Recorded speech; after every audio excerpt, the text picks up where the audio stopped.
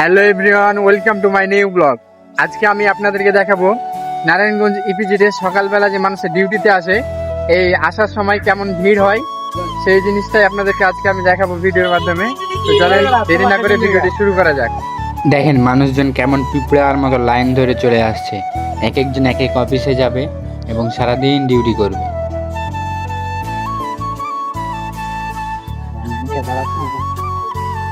দেখতেই পাচ্ছেন কি পরিমাণে ভিড়। এমনই মানুষের ঠেলাঠেলির মধ্যে দিয়ে অফিসে যাওয়া লাগে এবং কষ্ট করে ডিউটি করা লাগে। তারা যাচ্ছে এবং আমরা আসছি, কারণ আমরা নাইট ডিউটি করে আসছি এবং তারা ডে ডিউটি করতে যাচ্ছে। এই অফিসের সামনে দেখুন কতগুলো মানুষ দাঁড়িয়ে রয়েছে। সবাই নতুন করে চাকরির জন্য এসেছে। যদি চাকরিটা হয়ে যায় সেই অপেক্ষায় দাঁড়িয়ে রয়েছে অফিসের সামনে। আর রাস্তা দিয়ে মানুষের তো অভাব নাই, একদম পিঁপড়ার মতো সারি ধরে ধরে আসে মানুষজন, সব অফিসে যায়।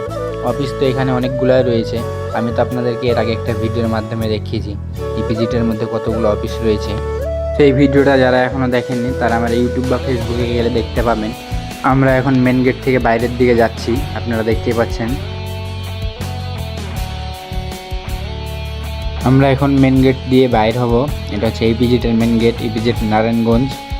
আর মেন গেটের বাইরে কত মানুষজন চাকরির জন্য দাঁড়িয়ে রয়েছে সেটা আপনাদেরকে আমি দেখাবো। এখন মেন গেট থেকে বের হয়ে চলে এসেছি, এটাই হচ্ছে সেই মেন গেট।